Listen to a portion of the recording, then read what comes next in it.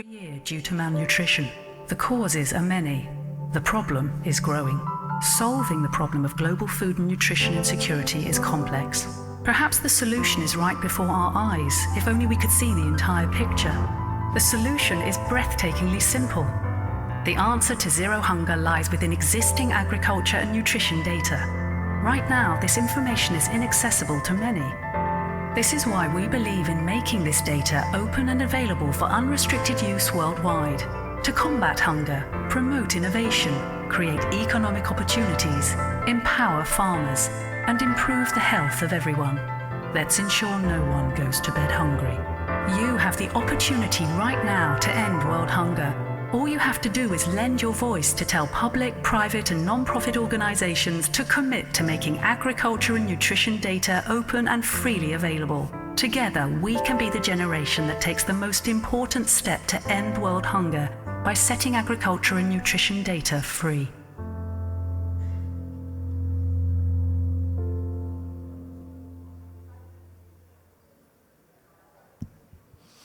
Thank you very much.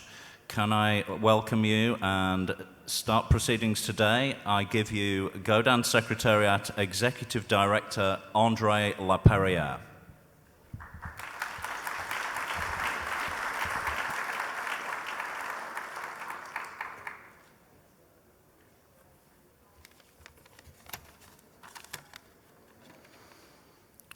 Excellencies, colleagues, ladies and gentlemen, welcome.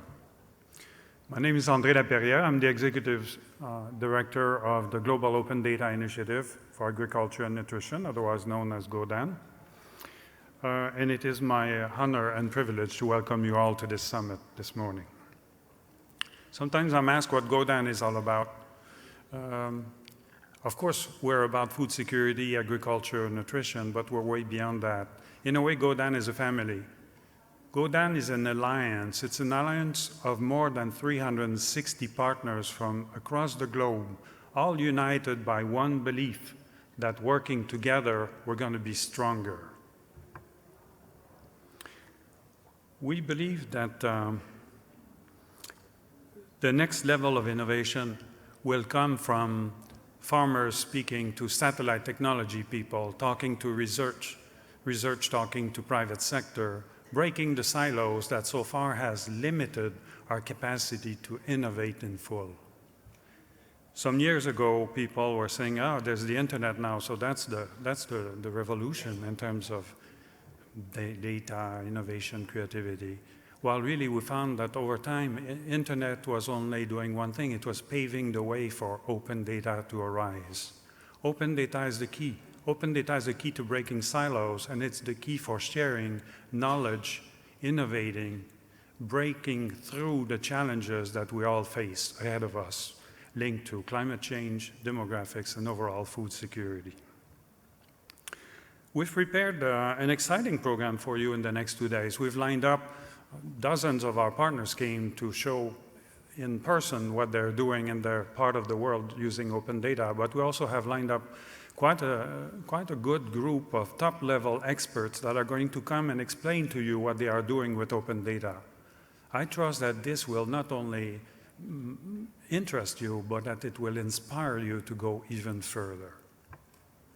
Now, how we're going to manage this program? Well, for this, I have the real pleasure to introduce you the person that will facilitate this journey for us, my friend, GODAN partner, Mr. Amir Dosal from Global Partnership.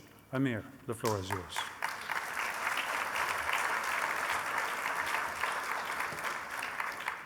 Thank you very much. Andre, thank you very much for the kind introduction. I owe Andre big time for this. So, good morning, everybody. Mr. Bett, distinguished guests, excellencies, a very warm welcome to all of you. As you will have seen, we have improved the weather for you as well. We made it nicer, and so you can enjoy your stay here, those who've come from afar. We want to thank you very much for taking the time to be with us. The two-day program, and you've seen it on the website, you'll see a card handed out like this, schedule of events, and then at the back, special event notes. So you can get all the information you like on the program. What we are so thrilled about is we have a wonderful group of participants, speakers, who are, like all of you in the room, are committed to making that change, to address the Zero Hunger Challenge, to address the challenges, as Andre Leperrier mentioned, about bringing open data solutions to the poor around the world.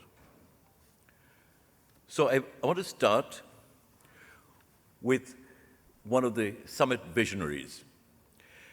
As you know, I think somewhere you'll have seen, we are so thrilled that Kenya, United Kingdom, United States, along with ONE and PUSH, are the people who've been leading this effort. And we have the representative from the ONE campaign, who has been part of this journey for all of us, actually. Most of you do not know ONE. ONE is a global public advocacy platform to try and address some of the economic and social challenges, to mobilize people like yourselves, actually. And their goal is to encourage action. And I'm very pleased that Kate Van Wees, who's the policy director at the ONE campaign, is here with us, our partner in this process. Kate brings extensive experience from the US government, as well as in doing global campaigns, mobilizing the public and private sectors, foundations, etc. And by the way, talking about ONE, I just want to say that ONE campaign, ONE organization was led by a good friend, Michael Elliott, who passed away a couple of months ago. And it is his vision which stays on. So without further ado, I want to invite Kate to the podium. Thank you.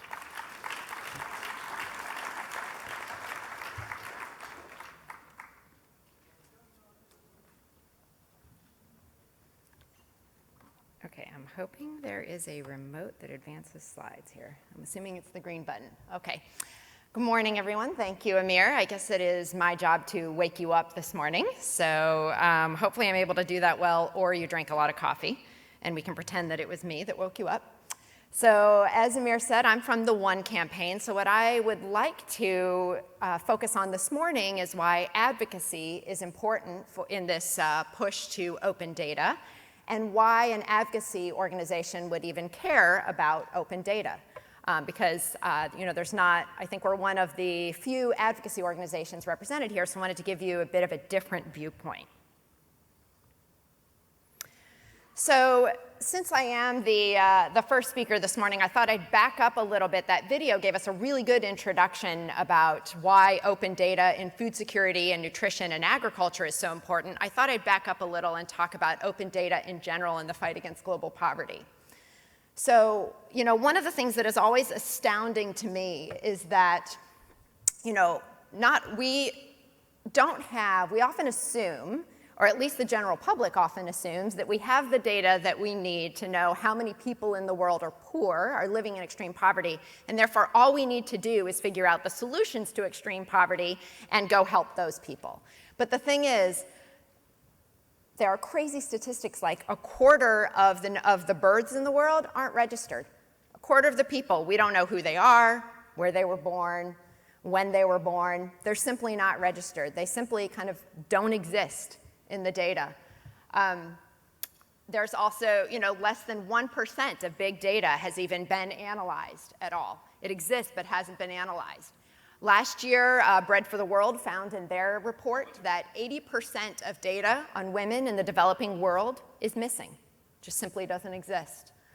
And as the video told us, nearly 800 million people suffer from chronic hunger, and there is enough food for everyone, yet all we need really are the data to help us solve that issue, to help us figure out how we can get that food to those people.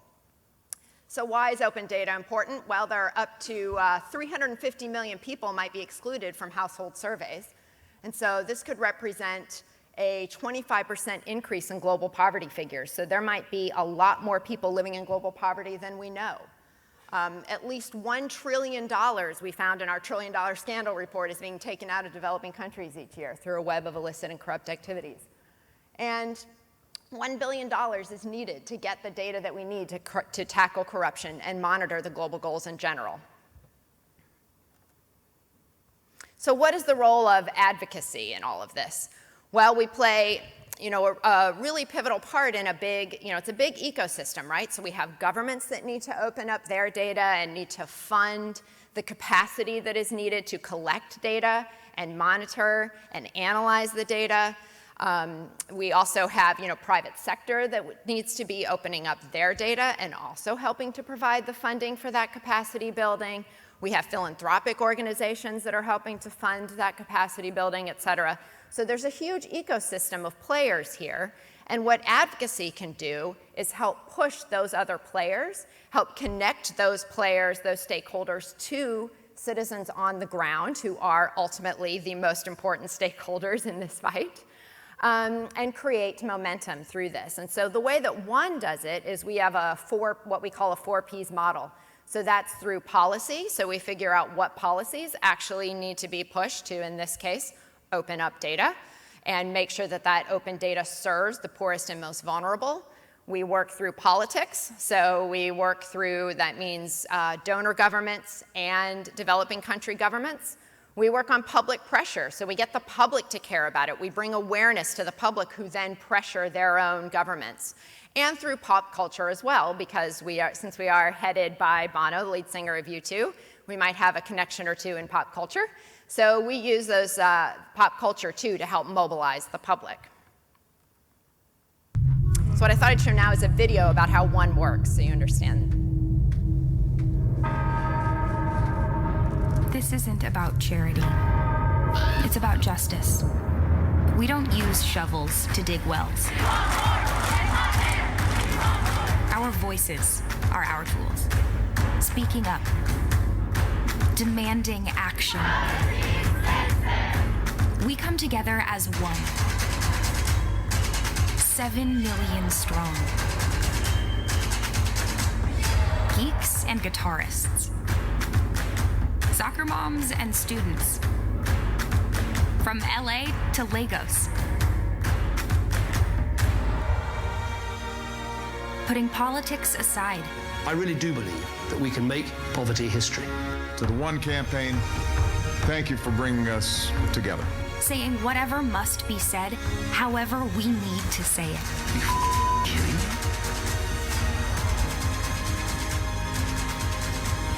We are rebels with a cause, armed with powerful data that can save lives. Mobilizing. Advocating. Persuading. If you empower a woman, you empower a whole continent. You empower a whole people. Because where you live shouldn't determine whether you live. Together, we've cut extreme poverty in half. And we refuse to stop until we finish the job. Join us. So one works through building membership throughout the world. We have over 7 million members at the moment. Over 2 million of them are in Africa. The rest of them are spread across the rest of the world. And we really started actually our organization started with the name DATA, so you might remember that organization. And every year we put out what's called the Data Report, which is an annual accounting of how donors are doing across the development goals, originally across the MDGs, now across the SDGs. So we often call ourselves factivists. We are very much rooted in data. What we advocate for isn't necessarily ideologically based, it's more data-based. It's what are the data telling us about the extreme poor. So a few examples of what we've done, of what we are doing to help open up data as an advocacy organization. One would be that we published last year the Follow the Money portal. So that's an online portal that lets you look at stories around the world of how open data is helping to solve problems in poverty. So I'll show you a few examples in a second. We also, during the Ebola crisis, put on the online Ebola tracker. and I'll talk about that in a second too. We launched an effort to work on SDG2 accountability and monitoring, hoping that someday we can get online an online portal for monitoring of SDG2, because as we are all aware here, there are all kinds of initiatives, of programs, of financing going into agriculture and nutrition and food security. And yet we have no idea, even if all of those commitments were actually met, we still have no idea how far that would get us to reaching SDG2 by 2030. And we are also in the process of working with some partners on a scorecard on agriculture and nutrition data, actually scoring how open and useful they are. So our Follow the Money report, for example, one example is in Nigeria. In 2010 in Bagega, there was a huge problem with lead poisoning from mining. 400 children died. A civil society organization on the ground, Connected Development, or CODE, started a social media campaign. They built local networks of civil society. They worked with local government. They brought awareness to the national government. And finally, through that social media campaign, we're able to get financing from the national government to solve that lead poisoning problem. And what that really tells us is revealing data is not enough. Just opening data is not enough. There has to be a whole universe that is created around that. You need to open the data. You then need to mobilize around those data. You need to be able to use those data. You need to get people to care about them. You need to build networks on the ground to find out at household level what is actually going on and what the needs are. And you need to build relationships with national governments to get them to care, et cetera. So there is a kind of a massive universe that has to be built around the data. It's a lot more than just opening it up, as I'm sure many people will be talking about throughout this summit. And then on the Ebola tracker, we were really the only ones that were tracking how much money was actually going in for solving the Ebola crisis. There was really nothing online, no way that you could find out if donors were meeting their commitments in real time on this ongoing, fast-changing crisis. So we launched the Ebola tracker. So these are just a few examples of ways in which one is working to open up data through advocacy. So we push to open data. We then put those data online. We then advocate with national governments, and we advocate with donor governments, and we get citizens excited and involved around open data. Thank you.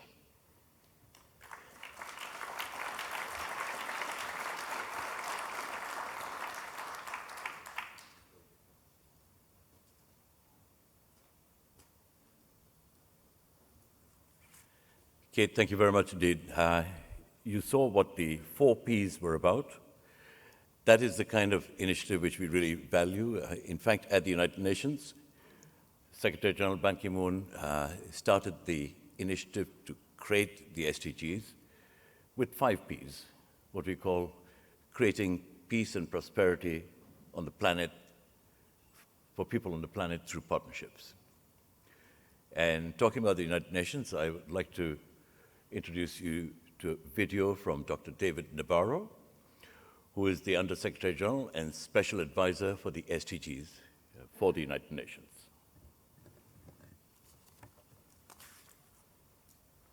The 2030 Agenda for Sustainable Development is about improving the status of the world's people and of the planet in ways that reduce inequity and leave no one behind. The agenda calls for progress in relation to 17 interconnected goals and 169 targets. When assessments are made of progress, there has to be measurement of a large number of indicators in different population groups and in real time. This calls for a transformation in the way in which measurements are made, data are collated, and analysis is undertaken. Population averages are not enough. People who specialize in obtaining and using data have a vital role in implementing the 2030 Agenda. Accessible, reliable data and relevant information are vital tools for good decisions, for effective implementation, and for examining progress. So what are the implications? First of all, there has to be increased emphasis on obtaining data from different groups within populations. Such disaggregated data are essential. They assist with evidence-based decisions. How? Because they help those who are responsible for development to identify people who are most at risk of being left behind, and they help to identify people who are omitted from development efforts. Given the structure of the 2030 Agenda for Sustainable Development, it is important that population data are broken down by people's sex, by their differing abilities, by their ethnicity, their livelihood groups, and their location. Second, ways in which these data are used are also important. Data must be recorded, validated, collated, analysed, and reported in ways that permit the identification of groups with differing risk profiles. These kinds of data reveal the specific issues to be addressed when helping people to be resilient under threat. These data also empower rights holders with the tools they need to hold their governments to account. Thirdly, connectivity matters. Useful data are hard to come by if communities are not connected. People who are very poor and who are not connected, particularly women, are stranded on the wrong side of the digital divide. But connectivity, when it exists, drives innovations in data collection and analysis. It makes citizen-generated data, automatic geocoding, interoperability, and cloud storage possible. Connectivity generates big data, complementing and embellishing information obtained through household surveys. And so, in conclusion, relevant, disaggregated data from both public and private sources is a valuable resource for the public good. The data, when they are available, depend on innovative and ambitious partnerships that are designed explicitly to yield these kinds of information. And GODAN partners can work in this way together through the open data revolution to zero hunger. Such data-based partnerships are key to delivering the 2030 Agenda for Sustainable Development.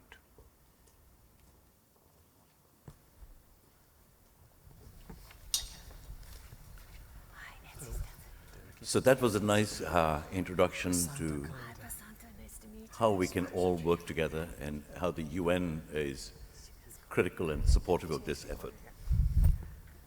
And talking about, you saw what Kate pointed out about the Ebola initiative, which one led. That led to greater transparency and accountability. David Nabarro from the UN side had been actively involved in mapping that process within the UN system. So I'm very pleased to warmly welcome the US representative for global food security, Ambassador Nancy Stetson. Ambassador, welcome, and we're delighted to have you here. Ambassador Stetson will moderate this lightning round panel here, and the panel is already up here, and I'll let her introduce.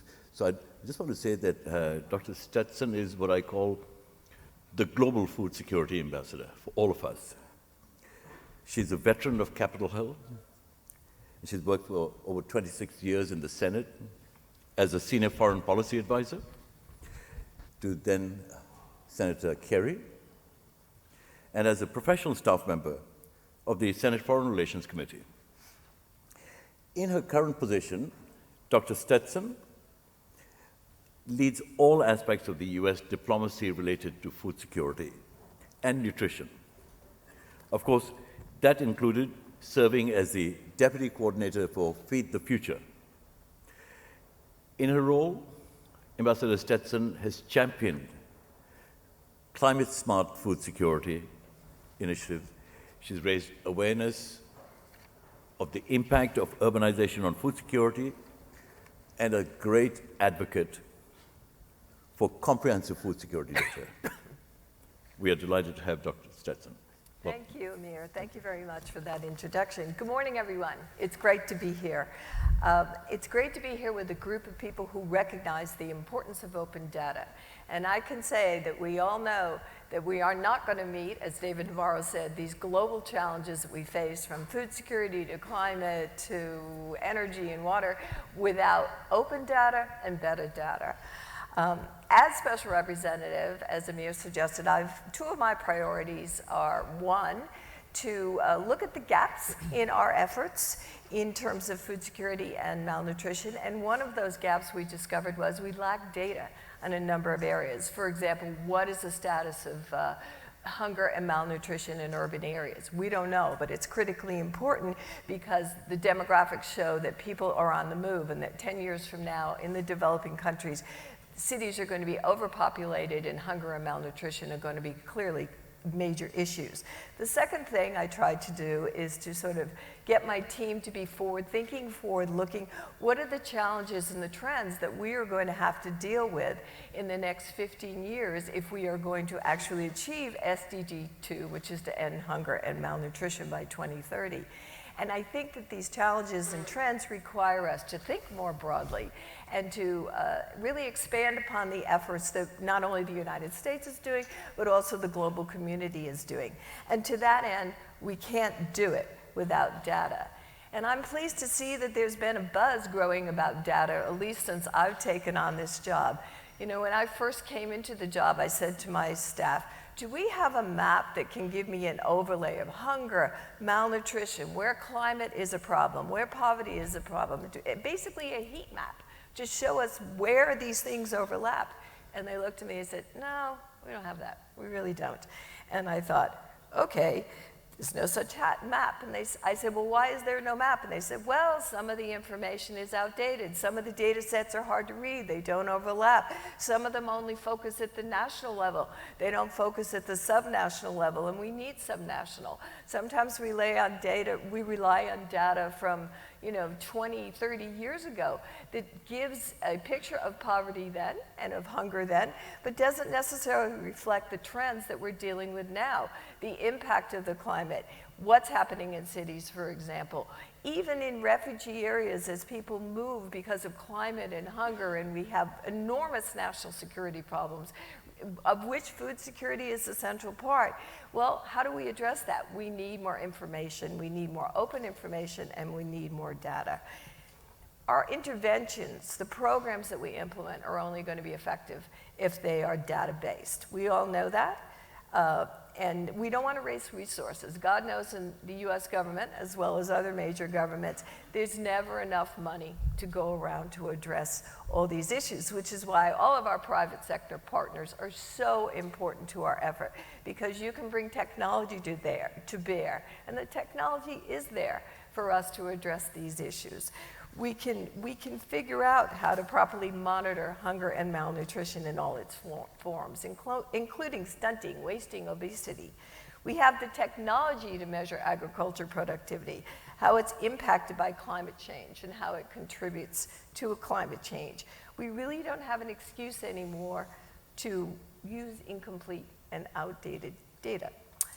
So I am thrilled to support GODAN, and I thank my colleagues at USDA who have really led US involvement in GODAN, because it's a critically important effort and it has a critically important mission.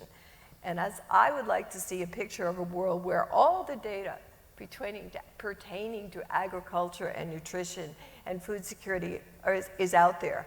All the data is accessible. And to see platforms where we can actually analyze the data and ask questions and get the data that is missing. And to that end, I would say that I am very happy that Project 8, who is represented here by Samir, has been a partner with the United States and with my office, actually, with the State Department, and with others, the Demand Institute and others, to work on a platform that will allow us to bring all this data together, and indeed, in its final form, to exchange analysis about the data. Is it good? Where do we need more data? Can you provide this data? I think that's going to be key to one of our efforts to deal with food security and malnutrition. And hopefully Project 8 will become a platform for dealing not only with hunger and malnutrition, which they've decided to tackle first, but also other aspects, all the aspects actually of the SDG. So I know that you're much more interested probably in hearing from our 4 presenters than you are in hearing me rattle on. So I am going to move to them and to talk to these, and we're going to move to these lightning presentations. Again, I want to emphasize before we do that the importance of innovation in this space. I'm inspired by the innovators that have gotten us this far in agriculture, in technology, and in data, because without them we would not be able to even think about achieving SDG 2 and all the other goals that we have set as a global community for ourselves in the 2030 agenda. So with this in mind, let me introduce to you 4 visionaries on open data for agriculture and nutrition. Each of them has played a different role in making such data available or putting such data to work. Through this series of presentations and discussions, which will follow, I hope you'll get a better idea of the power and the promise of open data in the realm of food security, agriculture, and nutrition. So let me begin, first of all, with Sumer Sayani, Vice President at the Demand Institute and Nielsen. He's going to speak to us about Project 8, which I have already mentioned, an innovation that I'm excited about and that we're happy to partner with. Samir, I turn it over to you. Thanks, Nancy. Thanks for the great introduction. Good morning, ladies and gentlemen. It's always great to come to such conferences where my work is done for me already before I even start talking. I think all of you here are talking the language that we started to talk when we started to work on this initiative. So, let me start by first introducing, the people behind, or the organizations behind Project 8. So I represent the Demand Institute, which is a not-for-profit think tank jointly run by the Conference Board and Nielsen. And as you can see, we are supported by UN Foundation, who are co-founders of this initiative with us, as well as Salesforce.org, Accenture, and very kindly US State Department, and now partnership with GODAN as well. So here's the big question that we put to ourselves when we started to work on this initiative, which eventually became Project 8 back in 2013. What would it take to sustain a world with 8 billion people and beyond? And at that time, we called out with our partners, their founders, that data is the largest enabler to answer this question. But when we looked around the data situation on human need, we saw that data is fragmented, is highly variable, and is very, very difficult to access and navigate. No surprise to, I think, most of you who are out here today. So that's the challenge that we took upon ourselves to respond to, and our response to that challenge is Project 8. So what exactly is Project 8? It has 2 very, very important pillars on which it stands on which it tries to work through. It is, in one sentence, is a professional social network that is built around data about human need, data about sustainable development. So let me start with data. I think it's all that you can think of. It's about providing a space, a platform, a trusted platform where big data can sit, to be analyzed, to be accessed anywhere. It's on cloud-based. There are possibilities to do analysis on it, build dashboards, visualizations, the whole 9 yards. That's there. But then there's another element of it which we believe is very, very important, which I think has been talked about earlier by Amir and Andre, is the connectivity part, is building that community part. So we believe that having data together on one platform is important, but it's also important to bring the people together who matter, who are working through this challenge of looking into the future and understanding what the human needs are. So there is the professional social network side of it. And when I say those words, you might think like a LinkedIn, like a Twitter, maybe even Facebook. And I would say yes to all of that with the same jargons pretty much, and there is more, but minus the selfies. So sorry about that. So what we are hoping to do is build this digital information community of practice that comes together to use, share, analyze data information, discuss perspectives, find new solutions, build new insights, publish new results, and get together to answer those challenges that we have in front of us. So we have called out, as Nancy said, food security or hunger and nutrition, SDG 2 as our first topic, but we hope to scale up to other topics. So where we are at right now, the data the platform is up and running, is alive, it's no longer a concept, it's no longer a dream, it's there, it's happening every day, people are engaging. There are about 200 million plus rows of data. There are dashboards, there are different lenses that you can use, there are visualizations out there. There are users from 70 plus organizations who are using the data, representing 10 plus countries. Some of you are out here. Thank you very much for that. And it's actually happening in real world, which is great for all of us, I think.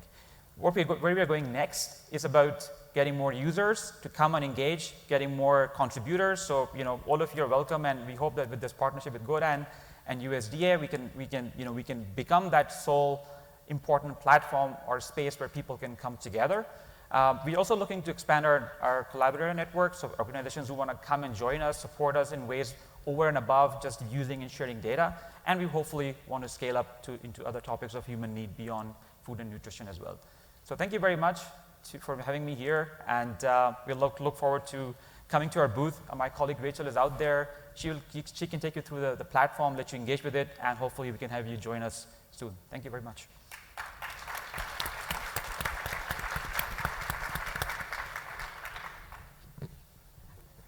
Thank you, Samir. That was great. Now I want to welcome Derek Easton.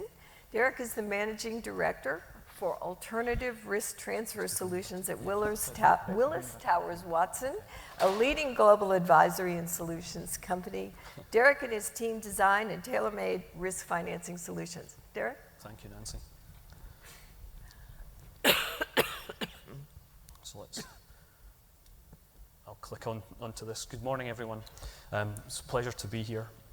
What I'd like to do is briefly touch on how we use open source weather data to create insurance solutions. But to set the scene, essentially, we know that managing agricultural production risk is critical to ensure adequate food supply, and that shortfalls in yield and production have been typically created by adverse weather events and natural catastrophes. The self-sufficiency and the resilience of our farmers is really therefore dependent on their ability to recover or cope with such events. Technology is a key part in resilience, and it's also a key driver in improving our food production system. But as technology and data become available, it also creates opportunity. Together in insurance, we often focus on risk management, and the combination of risk management techniques and that technology can create potential solutions. So what I wanted to do is actually show you how we've actually made that real. I'm going to just briefly introduce you to the African Risk Capacity. This is really a product designed to help member communities be more resilient to extreme weather events and protect food insecure populations. ARC really provides an insurance coverage for drought, and it does it immediately in advance of that happening. But it does more than that. It actually helps these countries understand their risk better and implement disaster plans. So the data that we actually use here is really based on rainfall. And we create a rainfall index that's calibrated to the growing season, but also to the specific crops being grown in each country. The data we actually use and that is behind this is open source data from NOAA and other sources. The underwriting model actually ingests rainfall data on a daily basis. And it does that at a resolution of about 10 kilometers by 10 kilometers over the whole continent of Africa. The model takes that estimated rainfall data and it compares it against a standard index for that crop. It then determines a rainfall deficit, and if that is, it determines the population that is impacted and translates that into an insurance payment. So why is that important and why is it successful? It's about the speed at which all of that happens. We take that data, we understand, we analyze it, we understand the impact, and we make that insurance payment available almost immediately.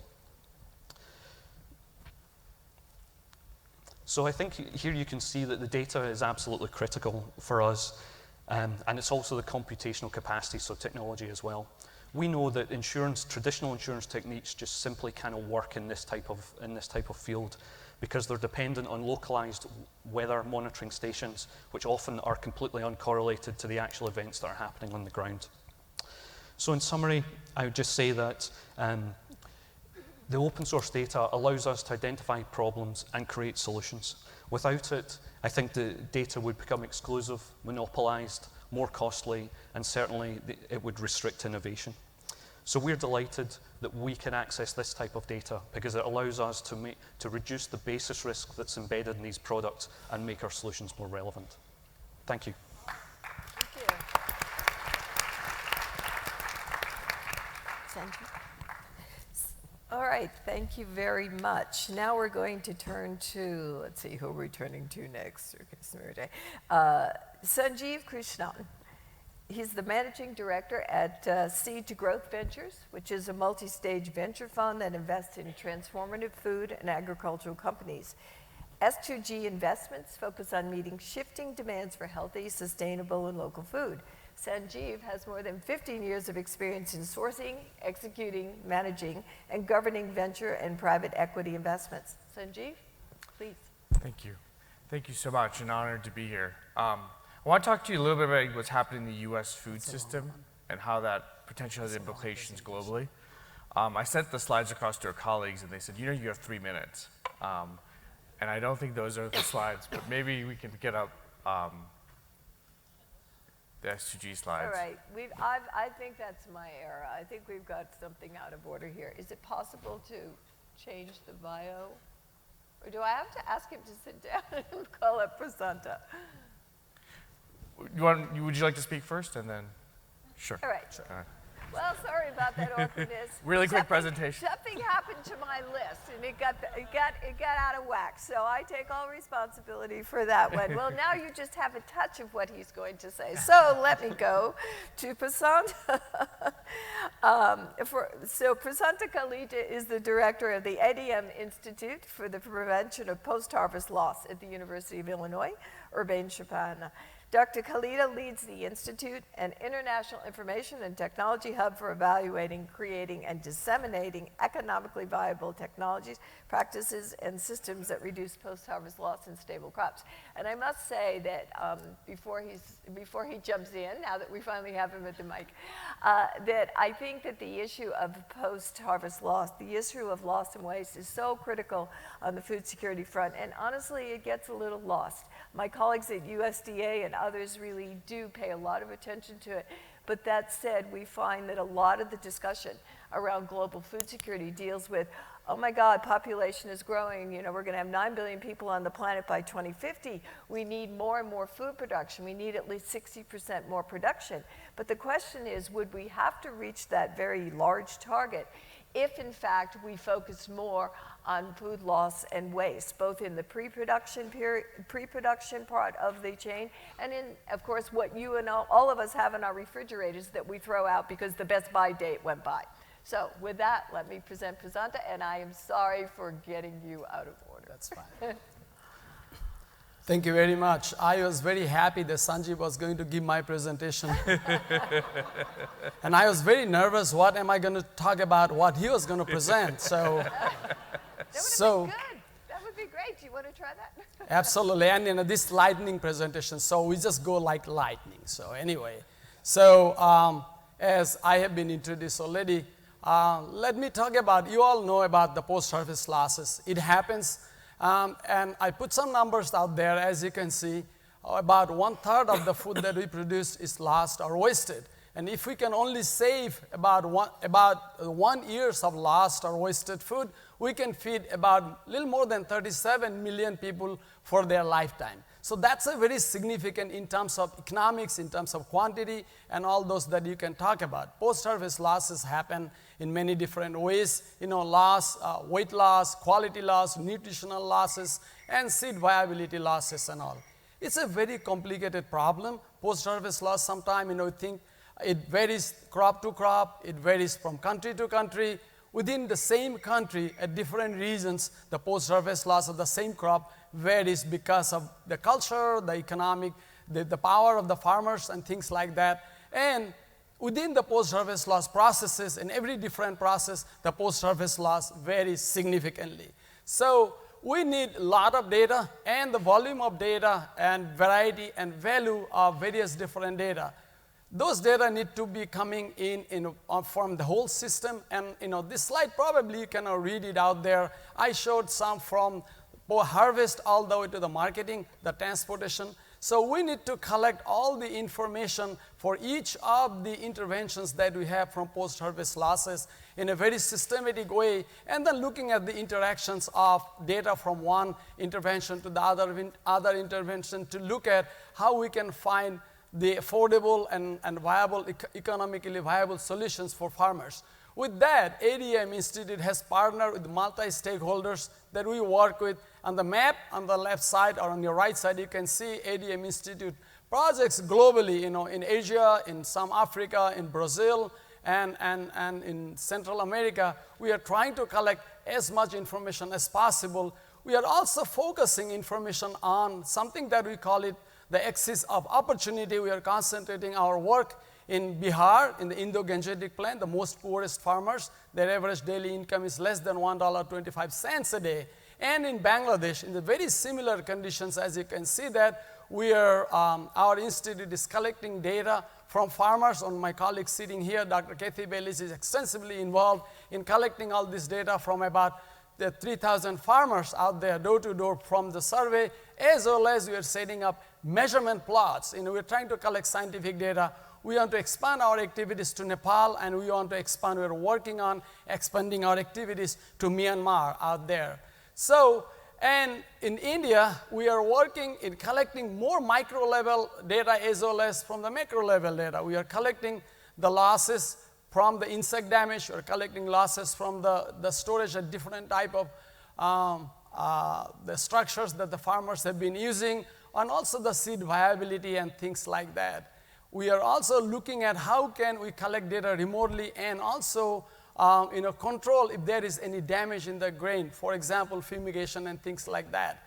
Along with our data, there are some other data being collected through the African Post-Harvest Loss Information System, and also as well as FAO has this Safe Food Initiative, and we are working with all those global partners, and hopefully there'll be quality data will be coming from some of our works, and we would definitely like to share those data with all of you in an open manner and after analyzing all this data so that it can be valuable in designing interventions for smallholder farmers. Thank you.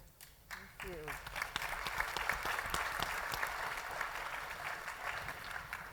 And last but not least, the man I've already introduced, Sanjeev Krishnan. Great, thank you. The sequel is never as good, so. Just wanted to see if they were awake. Exactly, exactly. So I am Managing Director at S2G Ventures. We're a food ag fund focused primarily in the US market. We're trying to make the US food system more sustainable, more healthy, and more decentralized. We're a multi-stage venture fund, so we invest in very early stage seed, venture, and growth, but we invest in innovation from the farmer to the consumer, so from soil to shelf. I think one of the fundamental things is, I think, in the US food system in particular, there's often a characterization between, slides are not here. Oh, got it. Can we go back?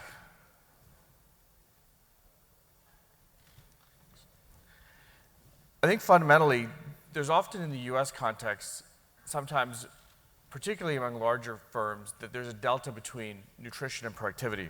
Our view is productivity is characterized by yield, cost reduction, scale, consistency, safety, standardization. Nutrition is around identity, transparency, ingredients, sustainability, and other things. And I think we think that actually there's not this false paradigm. There actually can be both. We approach it from a very much a holistic system solution. I could probably spend 3 minutes just on this slide. And I think this is fundamentally around our systems view of agriculture, from the characteristics that are inputs to the system, all the way to the consumer, from soil to shelf. And this is sort of our system map. We see this as a very interconnected web of how you produce food.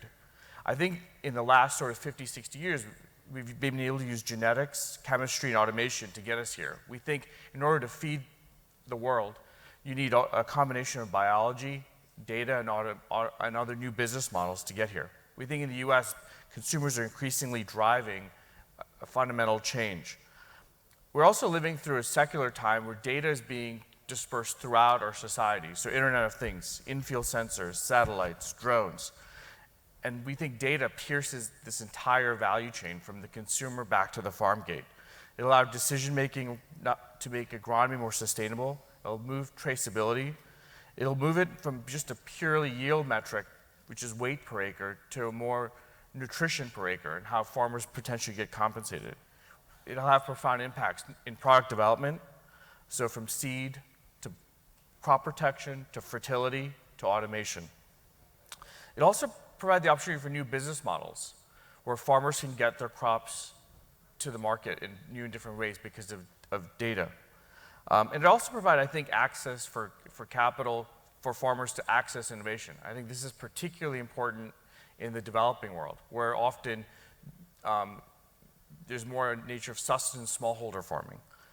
I think there's also issues around data, around privacy. Particularly, it's a hot topic in the US right now. Who owns the data at the field? Does the farmer own the data? The farmer is very concerned about what happens to the data and how potentially there's misuse of it and there's exploitation of the farmer. The other thing we think a lot about from a data perspective is causation versus correlation. Just because the data correlates to a certain outcome in one particular geography because of particular climate issues or soil issues, making sure that the farmers understand that it may or may not be the same in their current geography. So I think we want to invest in this change. We want to make the system more sustainable, more decentralized, and more healthy. And we think data plays an incredibly important role in understanding the system and making farmers and consumers better off. Thank you. Thank you, Sanjay.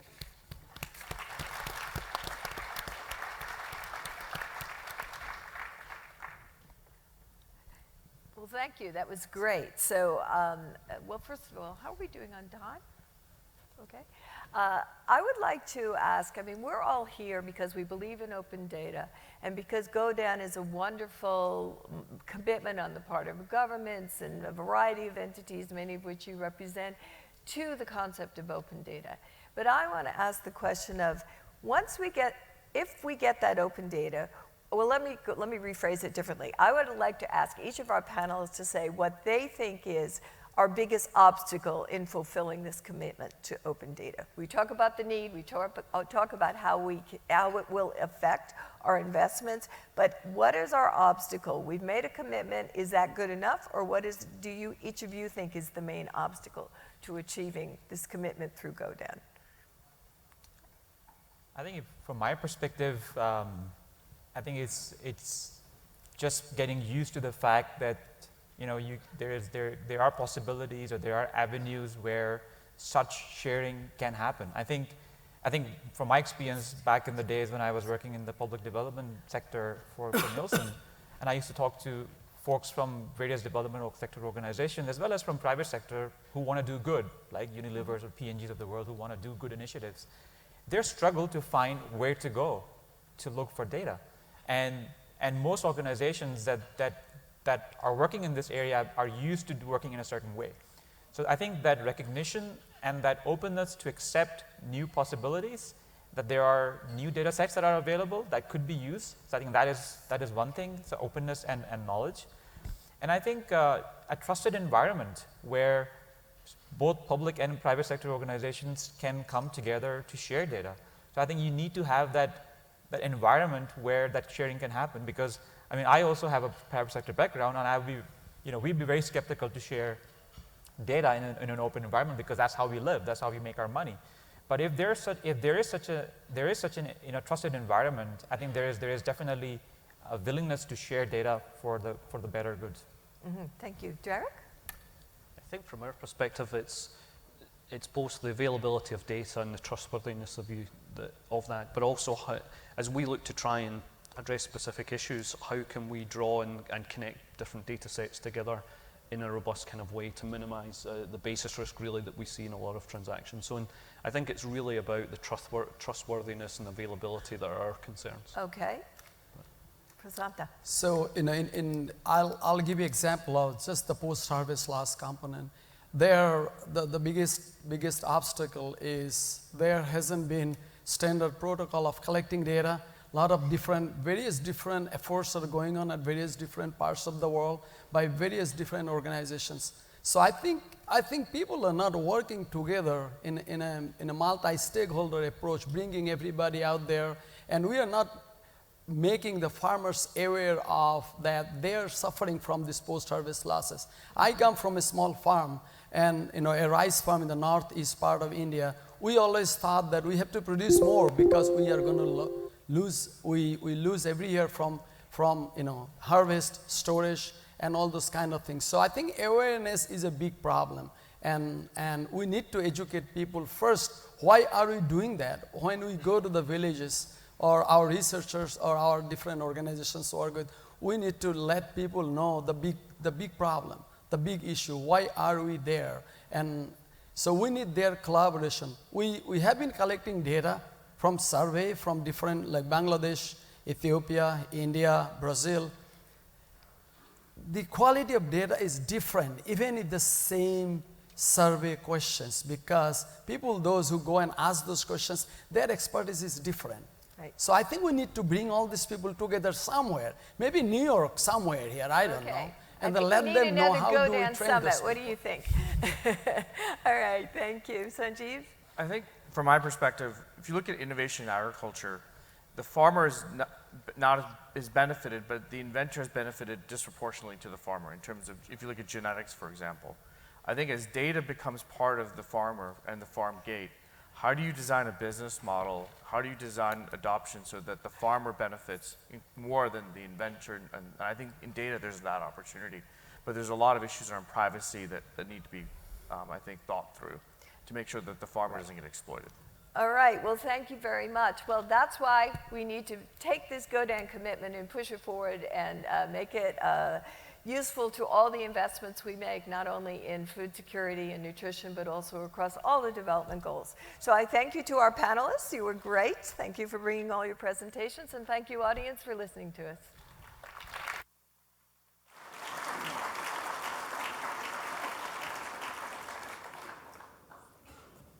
Thank you. That was wonderful. Okay. Thank you, Ambassador Stetson, and all the wonderful panelists. It was very inspiring. Really appreciate this, actually. So now we are truly on the road to some exciting initiatives. We heard the public and private sectors talk about what they're doing, and we hope you'll have an opportunity to consider following them, partnering with them, etc. So talking about partnering, I'd like to introduce Trevor Nichols, who's the Chief Executive of CABI. So CABI, I'm sure most of you know, stands for the Center for Agriculture and Bioscience International. It's a not-for-profit based in the UK. The mission is very simple. How can they improve the lives of the underprivileged through agricultural research and environment-related issues? Mr. Nichols is also kind of a pioneer of the GODAN initiative, being the host of GODAN in the UK. And we are so privileged to be working with him for this summit. And I want to say that he comes from the private sector. He's made real money, and now he's trying to give it away, actually. Welcome. Good to have you here.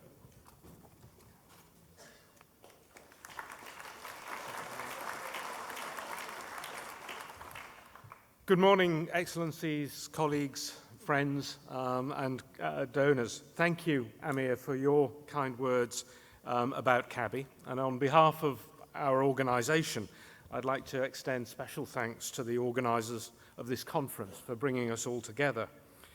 As Amir mentioned, we do host the GODAN Secretariat, and we're very grateful for the drive, energy, and support that the planning team have put into bringing this event together, but also to the leadership shown by the governments of Kenya, United Kingdom, and United States and the Netherlands, along with the One Campaign push and of course the Global Partnership Forum that Amir leads. So what I'd like to do briefly this morning is talk to you about CABI's commitment to open data, and then share with you some very practical examples of initiatives that we're leading which generate open data. So CABI is an international not-for-profit organization. We're supported by 48 member countries. We're headquartered in the UK, but have offices and centers in 21 countries worldwide. And what we seek to do fundamentally is improve the lives, particularly of smallholder farmers, by providing knowledge to solve problems in agriculture and the environment. And it's very much about building capacity to manage those problems long term. So we're experts at putting research into use to help smallholder farmers. And we look to help them deliver safe and nutritious food, but also to get better market access for the food that they've produced. We have a pretty unique combination of expertise, which goes all the way from hands-on research through to sharing of data and providing development impact on the ground. We're a world leader in the diagnosis, prevention, and control of crop pests, diseases, and weeds. And to Nancy's point earlier on this morning, we're very much focused on losing less so that we can feed more. But we also operate a commercial publishing business, sharing high-quality scientific data and communicating it worldwide. So we really do bridge the public-private partnership divide across open data within our own organization. We've been a committed supporter of GODAN since its very early days, and working with Undersecretary Kathy Witecki, together with staff from USDA, FAO, and DFID, we helped draft the founding principles of GODAN, the statement of purpose that all partners sign up to. And we're delighted that we have been awarded the privilege of hosting the secretariat of this very worthy initiative. And only 18 months on from starting the initiative, we're now one of more than 350 partners, which is really a tribute to the energy of the secretariat and the compelling vision that's represented by GODAN. CABI wholeheartedly supports the principles that GODAN stands for, and we applaud the efforts to advocate for open data and open access policies as the default for public and private sector data, whilst at the same time recognizing and respecting that there needs to be a balance of openness with very legitimate concerns in relation to privacy, security, intellectual property rights, and commercial interests. So as a GODAN partner and a donor to GODAN, we recognize the importance of not just talking about open data, but we know the importance of building the core principles into what we do as well as what we say. Amongst our member countries, we see strong acceptance of the concept of open data and a willingness to participate in the GODAN process. But we also hear concern and caution about the data divide, which is the asymmetry of capacity to analyze and gain financial benefit from open data. And there, the balance of power still remains very heavily with the developed world. So if we're truly going to bring that benefit from open data to deliver better food and nutritional security, we've got to make sure that the capacity is built in the developed world, developed and developing world, to make sure that the data can be used on an equitable basis. So what are we at CABI doing to show leadership in this rapidly evolving community? We've defined 4 key commitments to support GODAN. The first is to put our own house in order.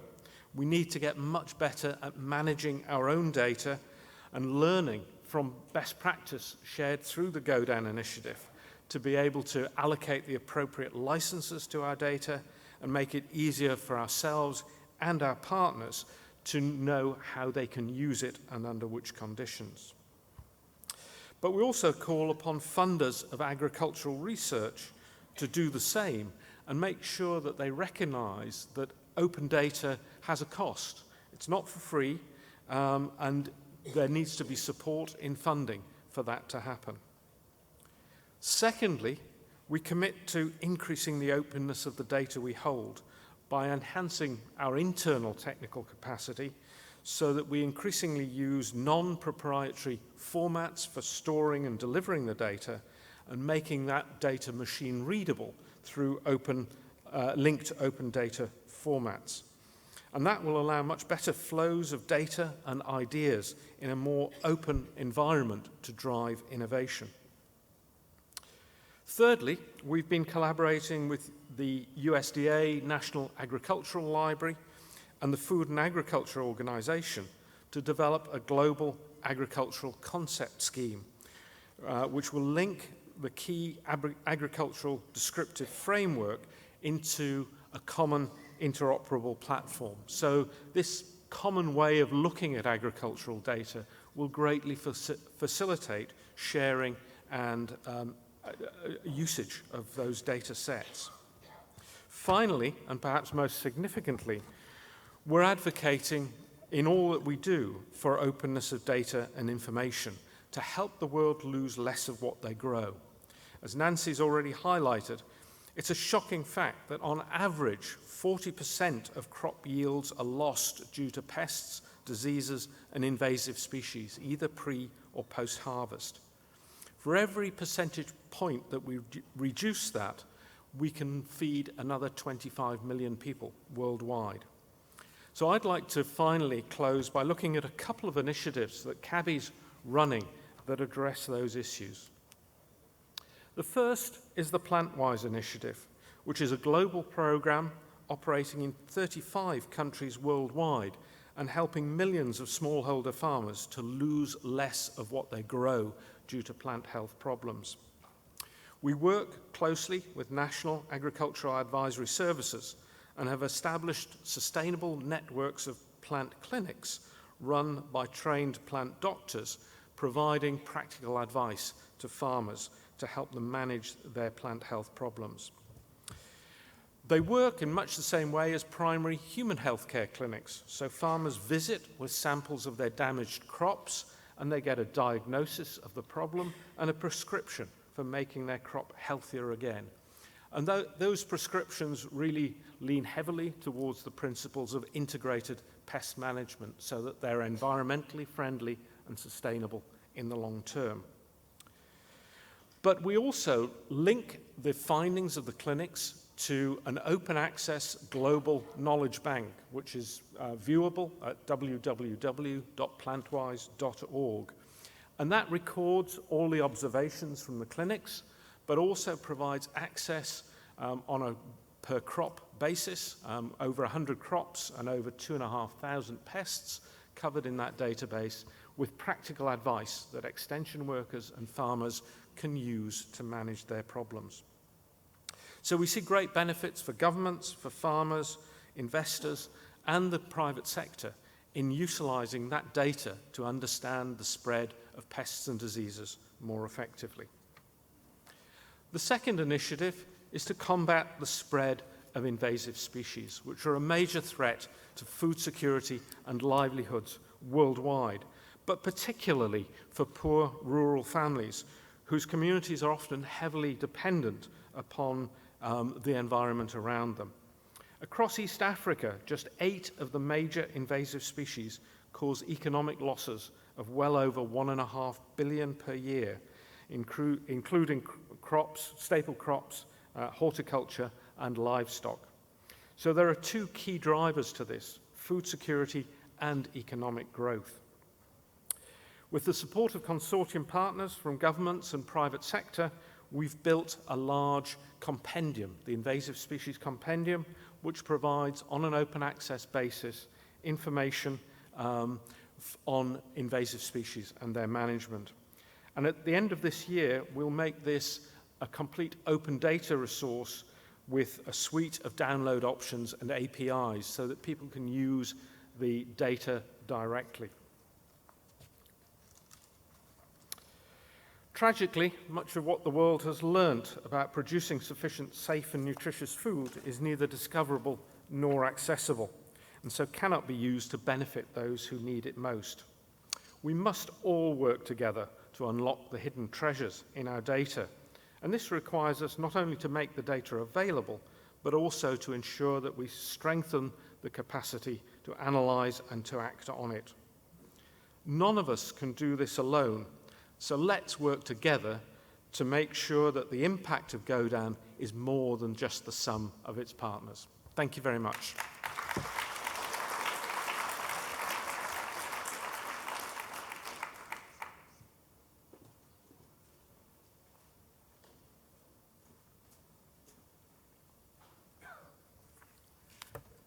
Trevor, thank you again for the excellent background, and thank you for all that you do, in, not just at CABI, but also serving as the home for GODAN. So we're very grateful.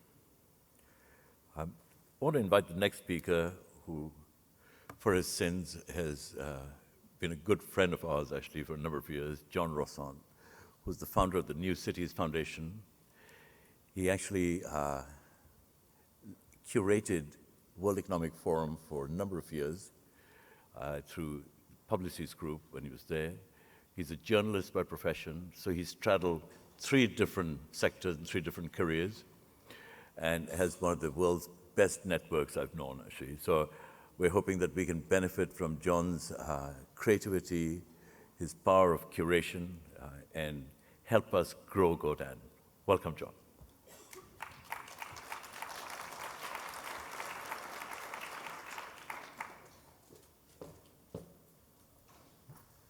Great, many thanks, Amir. I want to commend you and certainly commend Monsieur Laperrière for what you're doing at GODAN. It's very much aligned with what we believe at the New Cities Foundation, which is a global nonprofit looking to improve cities around the world. We love open data, and we are very committed to cities everywhere opening up their data sets in order to better provide more goods and services to make our cities more livable and better places to live and to work. Now, we look at the whole issue of food and nutrition and food security, obviously, from the angle of cities and from the angle of the intense urbanization that is underway in the world. Not so much in North America or Europe, but in a very, very major way in Asia and South Asia, in Africa. I think we all know the statistics. We're about 4 billion urbanites today. That will grow to 6.5 billion in a couple of decades, in 3 decades. Now, these urbanites need to eat, and ensuring that cities and urbanites can feed themselves could not be more important. Now, of course, food production is becoming more efficient and intensive, but it also, we live in a world where fewer and fewer people are engaged in the production of food. In the United States, for example, less than 2% of the population now produces the nation's entire food. So we need to imagine and plan for new ways to address food shortages, food disruptions, etc. And technology, of course, is playing such a fundamentally important role. But we need to rethink, I think, the relationship of cities with food. And I'm quite optimistic because I look at many recent developments: urban agriculture, urban greenhouses, peer-to-peer food sharing networks, using open data to identify and address urban food deserts, new circuits of food distribution, etc. Now, cities are, of course, traditionally food consumers. And because of that, we have to address the question of waste, which was discussed this morning. New York City itself throws away every single day 3,000 tons of perfectly good food. And this is at a time when about over 1 million New Yorkers struggle to find something to eat every day. And we have been looking at ways to address this issue and give discarded food a second life. And we have a program at the New Cities Foundation called Global Urban Innovators, where we identify what, in our view, are the 10 most interesting urban tech startups around the world. And this year we identified a Dublin-based food cloud, which works with data. And what it does is it connects supermarkets and restaurants in cities who have food surpluses on a real-time basis to charities which have food needs. And it's a remarkably successful outfit. I urge you all to have a look at what they do. It saves thousands of tons of food from landfills, and I think has led to about 4 million meals. So we need more and more grassroots solutions like this. Cities, of course, don't only consume food, but they must become, and they are becoming, themselves food producers and distributors. And we need to look at this more and more closely, I think. It's a very brave new world of rooftop greenhouses and gardens, repurposing vacant lots in cities for agricultural production. These are growing in popularity. I'm a firm believer that this is going to be an important piece of our food future. In Montreal, for example, which, and you all know the very harsh Montreal winter, there is an amazing startup called Lufa Farms. I urge you all to look at it, L-U-F-A, which is building very high-tech, very efficient organic and hydroponic greenhouses on factory roofs in Montreal. And there's a whole distribution network they built up around that. This is feeding increasing numbers of Montrealers every day with fresh food, even throughout the Canadian winter. There are a lot of initiatives looking at transforming shipping containers into very efficient food farms, greenhouses. Freight Farms is one of those, very, very interesting company. We see this all over the world starting up. In fact, just yesterday, we were looking at a very thriving startup in Monte Carlo, of all places, which is converting the hotel roofs in Monte Carlo to food production. So open data and big data, of course, is so important because it allows city administrators, and we're looking at this from the city point of view, to identify food security issues, create local solutions, rather than always importing food from halfway around the world. Urban agriculture is not enough. We need to also closely examine cities' relationship to rural areas, and this is a very shifting scene as city sprawl eats up more and more agricultural terrain. And we have to deal with this. And I think open data provides a good opportunity, in fact, an incredible opportunity to create more and more efficiencies. Existing cities, of course, have the challenge of building these sorts of resources, finding spaces within the already built environment that we have.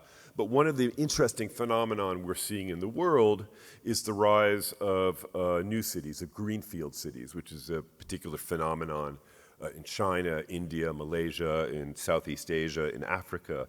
And so it's very important to build in and bake in when you plan a new city, you have to think about the food part of this. And more city planners are looking at this. And we look at new cities like Yache in Ecuador or Konza Sur in Kenya, where spaces are being planned for food production. Now, in closing, I want to say that we need to really move beyond the models of cities uniquely as food consumers, cultivated by food producers from another continent, etc. So urban agriculture, the use of data and technology solutions, these are increasingly important in guaranteeing food security. And we need to plan our cities with food and agriculture at their heart. And I think that agriculture is as much about the city as it is about the countryside and rural areas. So thank you very, very much, and I really commend you for your fine work. Thank you.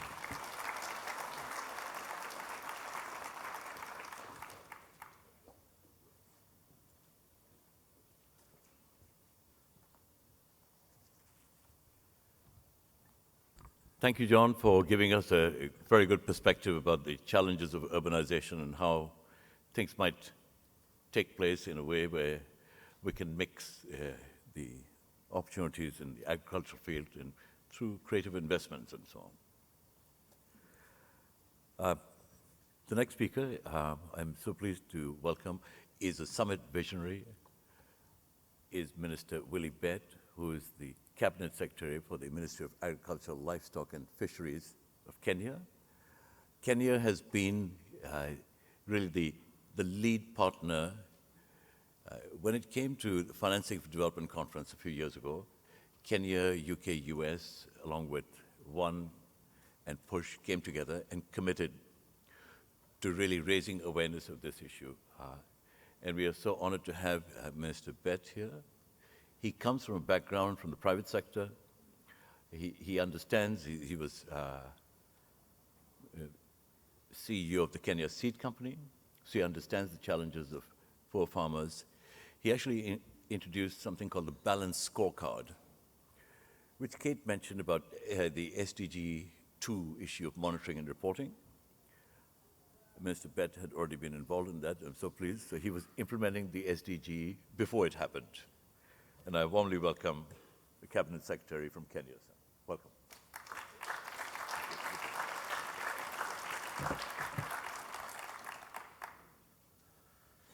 Thank you very much for that kind introduction. Ladies and gentlemen, Excellencies, being one of the visionaries in the drive to have open data available in the world, and more specifically in Africa, it really gives me great pleasure just to be part of this move, which there's a strong belief that it's going to eradicate hunger and malnutrition in Africa. I'm very pleased to join the co-visionaries, as you've seen today, and commit that as a country, Kenya, we are dedicated to have this vision and to have this initiative of GODAN and availing the open data in the world. Kenya takes great pride, once again, in taking up this unique position and setting pace, especially for the African continent, for championing the cause of food, nutrition, and open data initiative. In this, Kenya is happy to lead in creating an enabling environment for the food and nutrition data generation and usage, including the private sector, civil society, academia, farmers, communities, and development partners. Ladies and gentlemen, we cannot overemphasize the use of data in decision-making. We have heard from the previous speakers on how data can help improve decision-making. In Africa, for example, we are living in a very exciting time, and we are seeing a lot of involvement and realization on the role of agriculture, not only in eliminating poverty and creating food security, but also in contributing significantly in economic development of the African countries. Kenya, for example, agriculture contributes 26% of its GDP. And in most African states, the GDP contribution by the agricultural sector is equally very important, and it is significant in the range of over 20%. What does that mean? It means we need to embrace a system where decision-making in that sector really is evidence-based, and it can be shared. This would not only help in generating more in the country, but it will also help in the investment. Open data is going to help in facilitating investors to invest in countries because information on issues to do with agriculture, issues to do with data, issues to do with the risk will be available for people to make decisions. Taking again the example of Kenya, we've seen great importance of data, especially in de-risking the sector. What is happening is we are in a position now to pay farmers using insurance, and not by casing or not by casework, but by using satellite information, which gives more accurate and non-disputable information. And in that sense, most farmers now are starting to realize value for the agricultural activities they are undertaking. So data, and as a country, we are committing to ensure that we become a champion in the African region, so that we can embrace and get more countries, more players into this field, so that all of us can share this information for the prosperity, not only for Kenya, Africa, but the whole world. In Kenya, as in many African countries, agriculture accounts for over 70% of the employment and livelihood, and with value chains that support multiple sectors, central for economic growth and poverty eradication. A special feature of African agriculture in comparison to the rest of the world is that sector has continued to absorb large proportion of the working population and will have to continue doing that for quite a long time to come.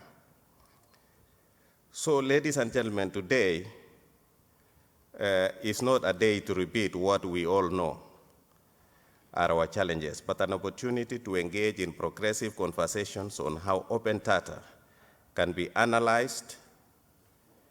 And in this regard, in recognition of Kenya's position as a champion in this discourse, the government of Kenya wishes to make the following commitments. That Office of the Deputy President of the Republic of Kenya, together with the Ministry of Agriculture, which I lead, will take the lead in championing the open data revolution in Kenya with complete integrated agricultural information system for data sharing set to be in place by December 2018. That we will support the global open data for agriculture and nutrition network activities in Kenya as part of my ministry's core business. That my ministry will be fast-tracking the implementation of a new roadmap for improving agricultural statistics that includes use of elaborate ICT and modern technology to support data generation and analysis for sharing. That in 2018, Kenya will be participating in the agricultural sector development peer review process as part of the commitment we have made under the African Comprehensive Africa Agricultural Development Program. What we are seeing is that a lot of commitments has been made from the global and more recently in the African continent, where under the GODAN framework, the question of data is playing a very central role. What we are seeing the uniqueness as Kenya in making sure that open data becomes part of the DNA in the African environment is to mainstream the openness of data as a commitment in the GODAN framework. Already, the usage of data is part of that commitment, but to make it open is what we will need to discuss in that level so that we can make data available globally and within the African states. And so at this point, I would want to also encourage and bring out the fact that as a visionary and a country championing this process, we would want to see, and at this point we accept the role of championing this open data initiative in Africa, and we would wish to say maybe we need to get a focal point in Kenya to handle the Africa and the G8 countries. And going forward, look at even hosting a conference for Africa and G8 in Nairobi so that this momentum is not lost. And going forward, we are looking forward to working with the Secretariat based in the UK so that we can ensure that data where it is needed most, which is in the African continent, really plays a major role in realizing the importance of data, in facilitating to take part in the collection and the usage of this data, and influencing the rest of the G7 countries to open up their data. As a country, we have taken steps towards openness in terms of even government, and agricultural data is just a part of them. We are not only doing it at a commitment level, but we have legislated the openness of information in Kenya. And this is part of the steps which African countries and all countries globally. As mentioned before, there are issues of IBR, there are other restrictions, but I think we need to move forward to see what legislation do we need to put in place, even as countries, to ensure that we open up this information to be used globally. There's a lot of information available out there which is stored in silo form. We need to break those silos and have that information available for usage globally if we have to eliminate hunger as an SDG goal. And ladies and gentlemen, I just want to take this opportunity that I am privileged to share this information with a distinguished audience like yourself. And I think let us not leave the championship to the 5 institutions and countries, but let us all be champions of this open data initiative, which will definitely transform the agricultural sector globally, and it will help in eliminating hunger and malnutrition. 58 million African children are suffering of stunted-ness just as a result of malnutrition. And what we normally say is that stunted children today leads to stunted economies tomorrow, because we really need to develop children and human beings who are going to think right and lead our countries in the future. With those few remarks, ladies and gentlemen, I would want to congratulate and thank all of you for taking your time and ensuring that we all become champions in this process. Thank you very much.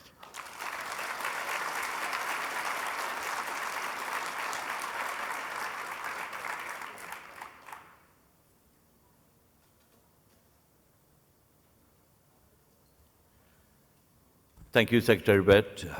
Thank you for being the champion for the underprivileged. As you heard, Mr. Bett said that he's keen to reach out to the G7 and others. And I want to invite you to look at your document and please log in and sign a petition. This is all about what you're here for, to encourage people. So maybe Secretary Bett can take this to the G7. Thank you. Talking about being the voiceless, a voice for the voiceless, really looking at the rights and human rights of people. Our next speaker,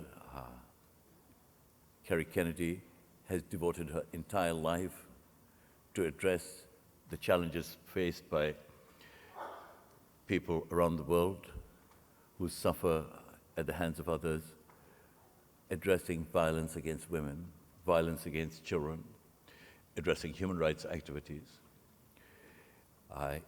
Kerry Kennedy has been that pioneer of change. She has the Robert F. Kennedy Center for Justice. She's the recipient of a number of awards. More importantly, you will see that after hearing her, there is an opportunity for us to recognize that open data issue could actually be a human rights issue. And I warmly welcome my good friend, Kerry Kennedy, to the podium. Thank you.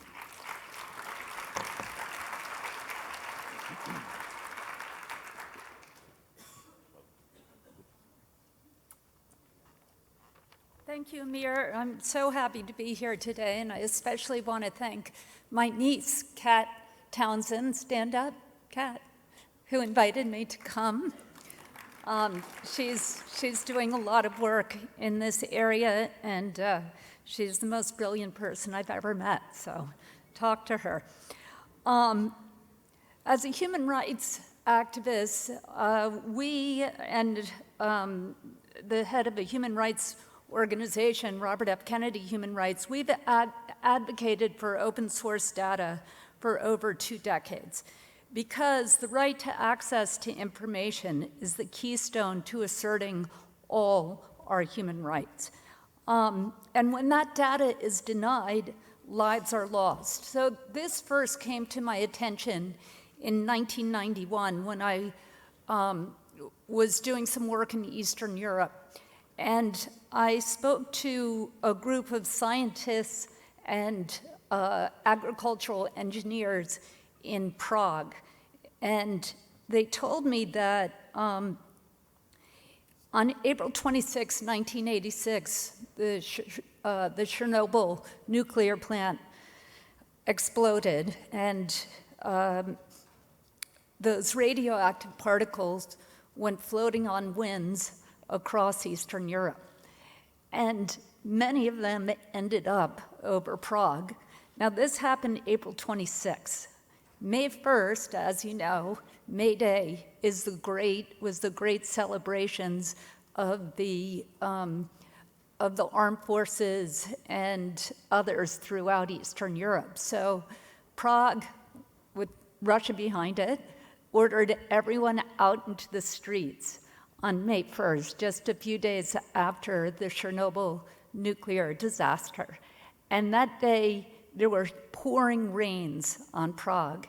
And all these scientists came out with Geiger counters, and the Geiger counters were going off the charts in terms of the nuclear waste that was being dropped on that city and all of those people.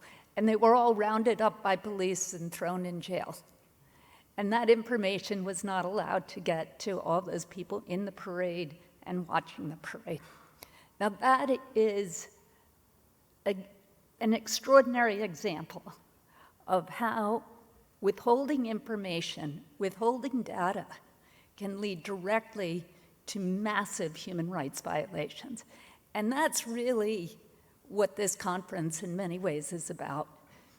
Most of what you're saying here is very positive. But we also have to think about the negative. When this data is withheld, what does that do to people, and what's our responsibility to ensure that people actually have access to the information that's going to impact their lives? This came up again in Haiti. In 2000, we started working in Haiti in 2003. On an issue of access to water. So at the time, there was, our partners there were, we were working with Partners in Health, which is Paul Farmer's organization. And at the time, our colleague there, whose name is Loon Vio, said, we need to find out what happened to the Inter-American Development Bank loans that were supposed to be released and help us build a water system.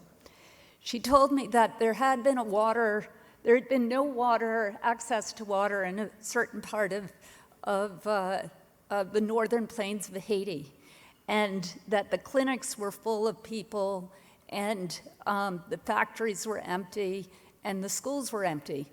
And then they applied to the Inter-American Development Bank. They got a water treatment facility there, and it was miraculous. The schools filled up, the factories filled up, and the clinics emptied out. And then the President Aristide returned to Haiti, the Bush administration took over in Washington, and the Inter-American Development Bank loans stopped flowing. The factory, the water facility broke, and there was no money to go and fix it. And as a result, there was a massive cholera outbreak in that part of Haiti. And the kids who died in that outbreak, the thousands and thousands of kids who died, were called the IADB kids, Inter-American Development Bank kids, because there was such a clear connection between the banks cutting off those loans for the water treatment and the death of those children. And so she said, try and find out why this is happening. And we brought a FOIA, a Freedom of Information Act suit against the Treasury of the United States government, the Department of Treasury, and we found emails between Treasury and the IADB with the Treasury Department saying, cut off the loans to Haiti. We don't want any money going to that government. And the IADB saying, we're not allowed to do that. We can't tie politics to humanitarian money. And the Treasury Department said in response, stop sending emails and cut off the loans. So this is what happens. That's why we must insist that governments make all of this information available, because lives are at stake. And we have a duty, governments have a duty, that if when we think about the right to water, it's hard to assert, but we were able to assert that legally by saying that governments, once they have given this, once they've started to provide the water, they cannot then cut it off. So that was a successful endeavor to try and hold governments responsible for denying people the access to information. This became important in Haiti again in 2008, where there were 4 hurricanes in a row, as you remember, Faye, Gustav, Hannah, and Ike, which wiped out 70% of the crops of that country. It was a complete disaster. In the wake of that, there was enormous international loans that went to Haiti and aid. But a lot of that aid disappeared, and a lot of it was not very effective. So in 2010, when the earthquake happened, there was a great feeling by many in the international field that they did not want to go and help rebuild Haiti because of the disappearance of the funds in the past. So we came up with a solution for that, and this is what it was, that each country should put in one database that would be run by the World Bank a very, very clear place where you could go and see how much each country has promised to Haiti, how much is actually in the pipeline, what are each of the different projects that they're building, how much does it cost to build each one of those projects, and where you can find it on Google Maps. This would empower local people in Haiti to go and see those projects, comment on them, say it's working or it's not working, it's built or it's not built, and follow the money chain. So I think that that's one of the projects for the future in terms of really making accessible to the people on the ground information that impacts their lives. And then I'll just finish with one other story, which also took place in Haiti. we have a program at Robert F. Kennedy Human Rights called Healthy Villages, where we download on laptops and smartphones information on about 500 different medical, it's basically a group of medical apps. And I went to a nursing school in Haiti with about 400 nurses, and they explained to me that in the past, they would go into a village, and they'd go on a Tuesday afternoon, go into somebody's house and say, what's wrong? Get that information, go back to the hospital, look it up, come back the next Tuesday afternoon, ask a few additional questions, find out the contraindications, go back to the hospital, and come back the third Tuesday afternoon and provide the medicine. But with this information on these apps, they're able to walk into anyone's house, look up what the problems are that the person is having, look up at the symptoms, and tell the person right away what type of medicine they need.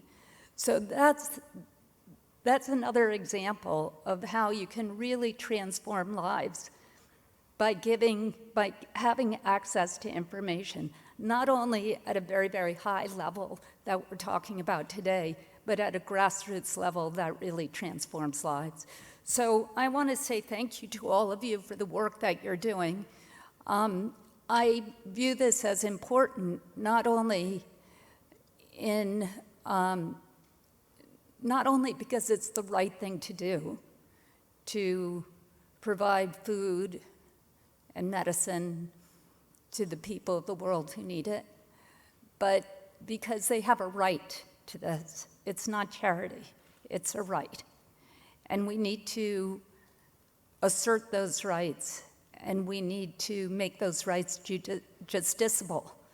And that's part of what you're doing today. Thank you very much.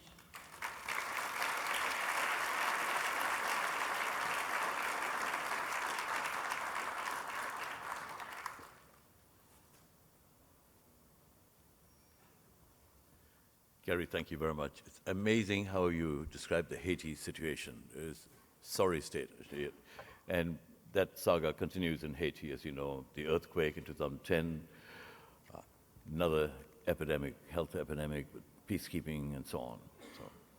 But thank you for all that you do.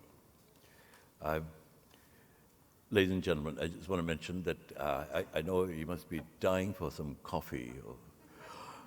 So we just have one dynamic speaker left.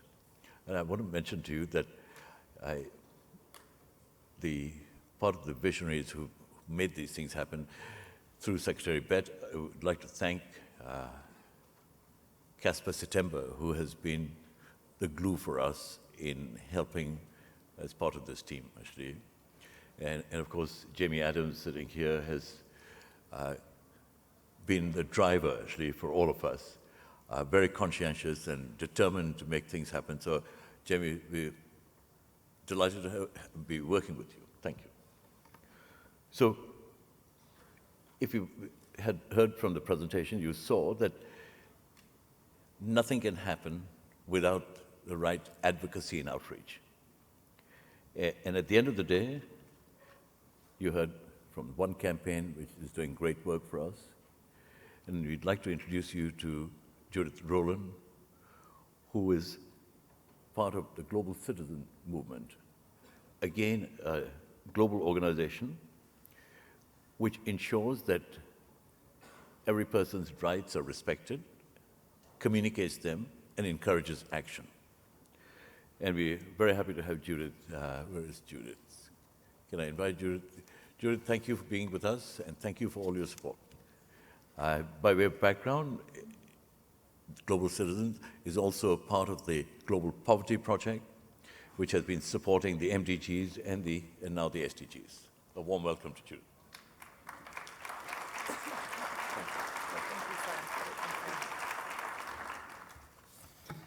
Thank you for that very kind introduction. It's such an honor to be here today with all of you, particularly the visionaries who took the very bold step, both at the G7 and again here today, to open data and to find data in places that, as Dr. Stetson said earlier, it's never been seen before.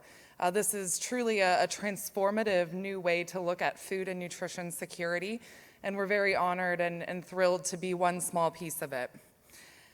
I'm here to represent Global Citizen, which is a platform created in 2012 as a way to mobilize young people all around the world to make an impact on extreme poverty. Our vision is simple but ambitious: to see a world where no one lives in extreme poverty by the year 2030. And to get there will require a lot of work around issues like food and nutrition security, global health, water, sanitation, the empowerment of girls and women around the world, and expanding access to quality education. But food and nutrition is really at the core of what we do at Global Citizen, because it's simple to see why without access to safe food, without quality nutrients within your diet, it's very hard for people to lift themselves out of extreme poverty. Recently in the United States, we leveraged the power of the movement of 8 million people that we've garnered around the United States and around the world to support a bill called the Global Food Security Act, which helped make the United States government's food security and nutrition security policies as efficient and effective as possible. And without going into a ton of detail on the bill, wanted to share with you that over 120,000 global citizens took action to call on their members of Congress to support this legislation. And every week I got calls from chief of staffs, from staff working in Congress saying, "Judith, I've heard from a few more of your people. You got to tell us more about this legislation." It makes a difference. When global citizens speak up, when young people around the country call on their leaders to make a difference, world leaders respond. Since our platform was launched in 2012, over 7.5 million actions have been taken that have helped to secure $25 billion in commitments that are set to positively affect the lives of over 656 million people around the world by the year 2030. And next, we hope that we can add to that roster the opening of data on nutrition and food around the world. So that's why we're here today. We are delighted to work with the United States government and with all of the visionaries of GODAN to launch the petition calling on world leaders and private sector leaders to open data on global food security. Thus far, we've had over 19,000 people step up and sign this petition, and we hope that you and your organizations will consider signing today before we hand over the petition tomorrow at the ECOSOC chamber. All of you know that nearly 800 million people around the world struggle with hunger. And here is a real and tangible way that we can join together and make a difference on this issue. Global citizens have spoken. They've shared their thoughts and viewpoints on the importance of data for food and nutrition security. And now we need world leaders to act, as the United States, the United Kingdom, Kenya, and many others already have. Thank you so much for your advocacy and your visionary leadership on data for food and nutrition security, and we look forward to working with all of you to call on additional leaders to step up to open data.